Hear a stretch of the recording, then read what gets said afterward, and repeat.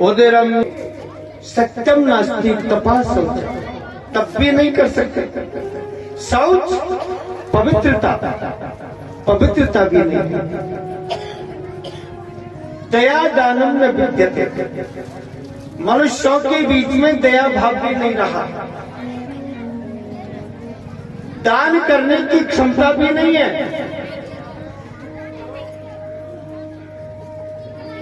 मेरे भाई बहन, अगर दान करेंगे ना तो दान करने से पहले उसका प्रचार प्रसार करें। दान करने से 10 गुना ज्यादा प्रचार करेंगे। देखो जी, मैंने फलाने शहर के फलाने मंदिर में,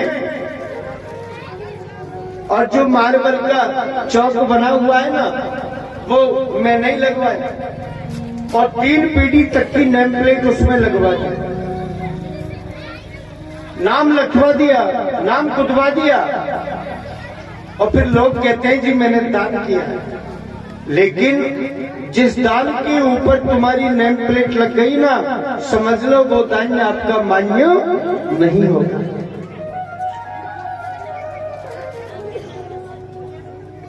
दया दानम न विद्यते, और फिर उदरम भरिणो जीवा बरा का कूट भाषणा। प्रत्येक जीव को एक ही चिंता है, क्या? उदरम भरिणो जीवा, पेट का पालन कैसे होगा। व्यापार करने वाले लोग आपस में एक दूसरे को जब मिलते हैं तो चर्चा करते कोसा बिजनेस कैसा चल रहा है, व्यापार बढ़िया चल रहा है, हाँ जी ठीक है। किसान लोग एक दूसरे गांव में जब जाए, रिश्तेदारियों में जाए, को साहब गेहूं की क्या समाचार है, सरसों तो कट गई होगी, ओलाओं का नुकसान तो नहीं है। रात दिन बस किसान को एक ही चिंता, उदरम भरिणो जीवा। गवर्नमेंट सर्वेंट व्यक्ति, नौकरी करने वाले एक दूसरे को मिले, को साहब कहाँ पोस्टिंग है आपका, डीए कितना मिलता है आपको, मूल वेतन क्या बन रहा है आपका, बस इसके अलावा कोई बात ही नहीं। सारी बातों का रहस्य मिला करके और बात एक ही जगह आती है, कहां? उदरम भरिणो जीवा, पेट का पालन कैसे होगा। सारी बात घूम फिर करके वहीं आ रही है। और बोलेंगे जब कैसे, बोले बरा का कूट भाषणा। बकरा होता है ना, बकरी का जो बकरा होता है, वो जन्म लेने से लेकर के मृत्यु पर्यंत तक एक ही बात बोलता है, क्या? मैं बोलता है ना, मैं हमेशा मकार का प्रयोग करता है बकरा। मां मां मां, कितना भी खिला लो तो भी मैं ही करेगा, कितना लाड कर लो तो भी मैं करेगा, कितना ताड़ना दे दो, डांट दो, डरा दो तो भी मैं ही करेगा। जन्म लिया उस दिन से मृत्यु पर्यंत तक हमेशा मैं। और जब इसकी मृत्यु होती है ना, तो वहां कसाई के यहां इसकी चमड़ी को सुखो करके, भिगो करके, और चमड़ी को काट करके, और इसकी बनाई जाती है तात। तो जब तात बनती है ना, तो जब तात को खींचा जाता है तो आवाज आती है, तू ही है, तू ही है, तू ही है। बात प्यारे, जो शरीर में प्राण थे, जब तो तूने एक बार भी जीवन में ये नहीं कहा कि तू ही है, जब तो कहता था मैं, और जब कुछ नहीं रहा तो अंत में तो यही कहना पड़ा ना, तू ही है, तू ही है, क्या है। इसलिए मेरे भाई बहन कहते हैं कि संसार के बीच में कोई किसी का कुछ नहीं, जो कुछ है वो प्रभु की माया है, ईश्वर की माया है। ईश्वर की माया बड़ी विचित्र है। जो संसार के बीच में आया है उसे जाना भी पड़ेगा, है ना? क्यों? क्योंकि गीता जी के बीच में भगवान कहते हैं क्या, ये जीवात्मा वासांसि जीर्णानि यथा विहाय नवानि गृह्णन्ति नरोपराणि तथा शरीराणि विहाय जीर्णा नन्यानि संयाति नवानि दे। वासांसि जीर्णानि यथा विहाय। माताओं से निवेदन है, बात न करें। हमारी परम आदरणीय हमारी माता बहन, आपसे निवेदन है कृपया बात न करें। मेरे भाई बहन, जो बात करने वाली है ना, उनको तो ये भी पता नहीं है कि महाराज हमसे मना भी कर रहे हैं। उनका ध्यान ही नहीं है महाराज की तरफ। और बात करो लेकिन ऐसे करो जो हमारे कानों तक आवाज ना आए।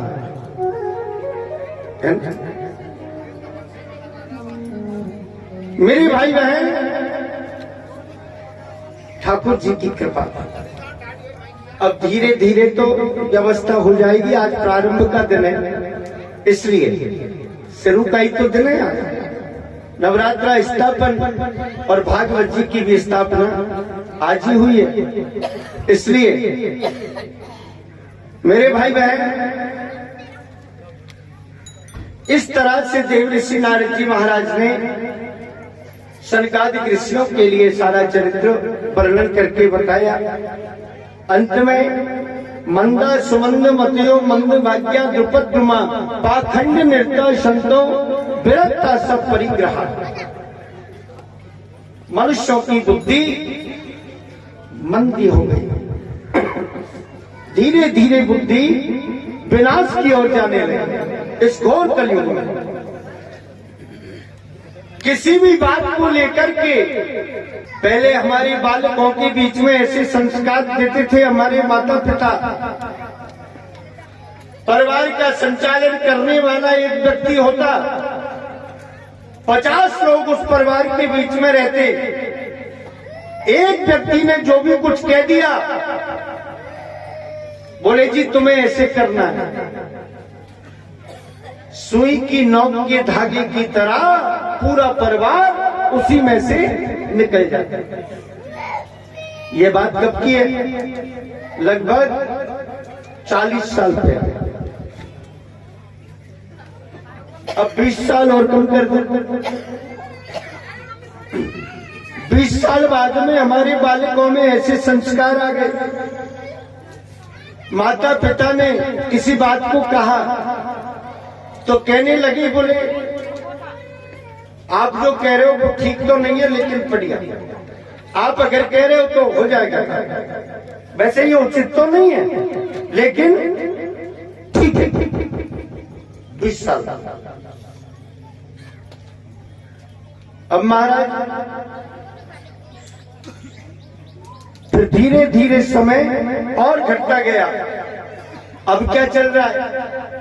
माता पिता की बात का उल्लंघन करना। ठीक है, समाज में, घर में, परिवार में तर्क वितर्क करना। सामने वाले ने कोई बात आपसे आकर के कही तो मेरे मन के बीच में इतनी भी श्रद्धा नहीं है कि मैं सामने वाले की बात को गौर से सुनूं और इसका मनन करूं। लेकिन नहीं, फिर मैं बड़ा कैसे बनूंगा? नहीं जी महाराज, आप गलत कह रहे हो, आप गलत हो, बात वो ऐसे नहीं, वो ऐसे। बाप क्या तर्क और कुतर्क, किसी बात का तर्क किया जाता है और अगर कुतर्क किसी ने कर दिया तो उसको कुतर्क करते करते उसका जीवन ही निकल जाएगा, लेकिन उसके हाथ में कुछ आने वाला नहीं। मेरे भाई बहन, इस तरह से ठाकुर जी की कृपा भगवान की कृपा अनेक अनेक प्रकार से उदाहरण दिए देव ऋषि नारद जी ने। तरुणी प्रभुतागे शालको बुद्धिदायक। और क्या हुआ जी? बोले और ये देखा कि घरों के बीच में तरुणी प्रभुता के है। प्रत्येक घरों के बीच में स्त्रियों की चलता हलता हो गई। पहले पुरुष लोग किसी भी बात का शीघ्र फैसला करते थे। कोई भी पारिवारिक बातें होती शीघ्र समाधान होता था। आज किसी पुरुष की ये हिम्मत नहीं है जो शीघ्र समाधान कर दे। बोले जी मुझे थोड़ा टाइम दो। बोले जी टाइम नहीं है? अरे तो बोले टाइम अगर इतना तो दे दो जो मैं घर जाके वापस आ जाऊं, घर जा करके वापस आ जाऊं। अब घर जाने का मतलब समझे आप? तरुणी प्रभुता की है। स्त्री की सलाह मशवरा। पहले हमारे बुजुर्ग लोग कोई कार्य किया करते थे, कैसा भी कार्य होता तो बस्ती के बड़े बुजुर्गों से सलाह मशवरा होती थी। धीरे धीरे चलो ठीक है जी, बस्ती के पंचों से मत करो, अरे परिवार के बुजुर्गों से कर लो। परिवार के बुजुर्गों से भी करना बंद कर दिया, कम से कम अपने माता पिता से तो कर। और माता पिता से भी अगर करना बंद कर दिया, आज की नई सोसाइटी के लोग क्या करते हैं, कोई भी काम होता है ना पहले तो बोलेंगे धर्म पत्नी को। पूछ लेना किसी से भी, इसमें 1% असत्य नहीं निकलेगा। सबसे पहले किससे सलाह लेंगे? धर्म पत्नी से। तो धर्म पत्नी कहेगी कि आप ऐसा करो, तुम्हारे पिताजी से मत कहना, पहले ऐसे करो माँ मेरे भैया को फोन करो। तो सबसे पहले नंबर का फोन कहा जाएगा? ससुराल।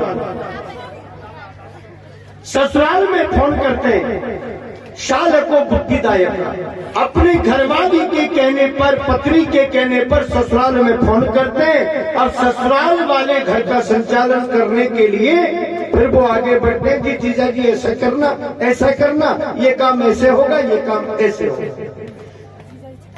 और जीजा जी ने कह दी भैया नवरात्रा में भागवत जी है, आ जाना भागवत जी सुनने। अगर समय है तो ठीक है जी, 7 दिन तक 8 दिन तक वहीं रहूंगा, आनंद से कथा सुनूंगा। बाबा साहब महाराज के स्थान पर कथा हो रही है, कथा सुनूंगा और कथा सुनकर के वहीं ब्राह्मण देवताओं की सेवा भी खूब करूंगा। और अगर साले साहब ने कह दिया कि देखो जी हमारे यहाँ तो जमींदारी का बहुत तगड़ा काम चल रहा है, हमें तो 1 मिनट की भी फुर्सत नहीं है, तुम जानो तुम्हारी भागवत जानो। तो यजमान कहते हैं जी कैसे करें महाराज, जब ससुराल वाले ही नहीं आएंगे तो भागवत कराने से क्या मतलब। ससुराल के नहीं आने पर यानी एक लुगड़ी ओढ़ने के चक्कर में और भागवत जी कैंसिल, इससे ज्यादा और क्या कलियुग होगा।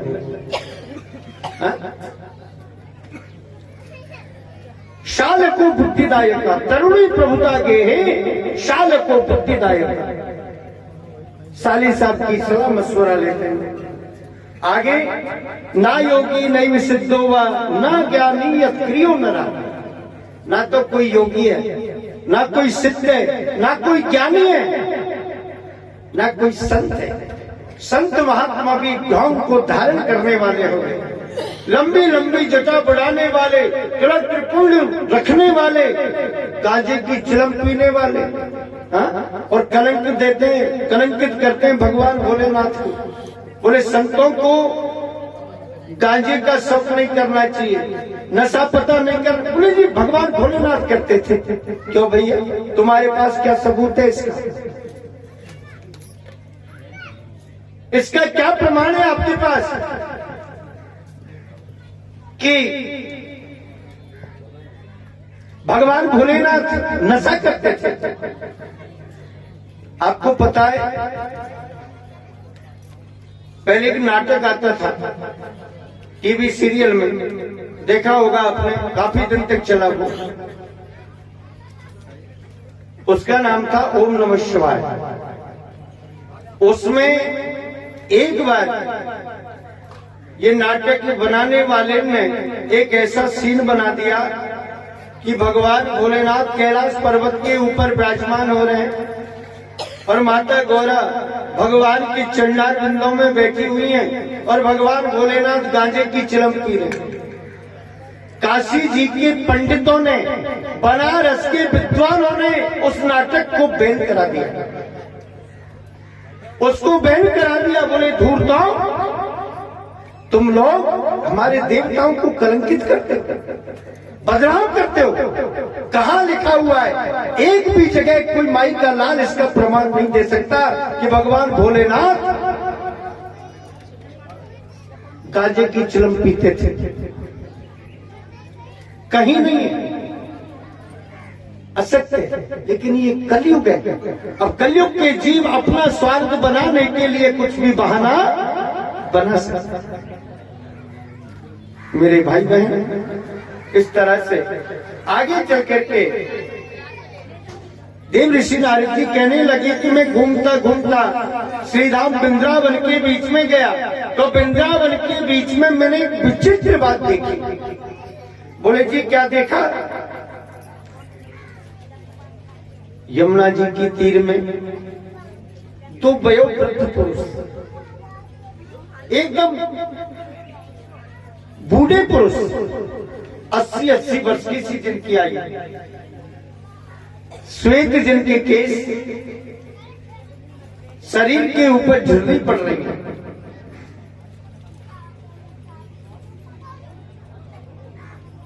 झुर्री पड़ी हुई है।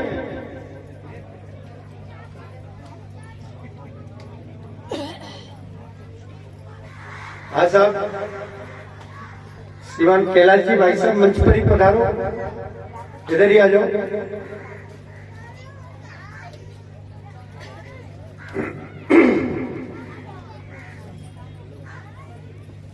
मेरे भाई बहन,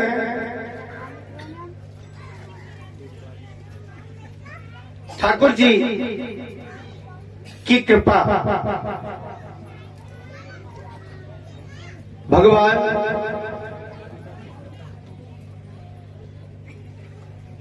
की असीम अनुकंपा,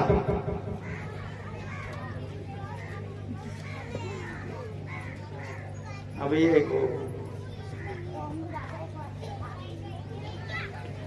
कहते हैं ना, भाग्योदयेन बहुजन्म समर्जितेन सतसंग मम चलवते पुरुषो यदा वै अज्ञान हेतु कृतमोह मदांधकारा नाशम विधा यही तदो दयते विवेक। भैया थोड़ा किधर गए? श्री राधे बोली बाली कृष्ण लाल की जय हो।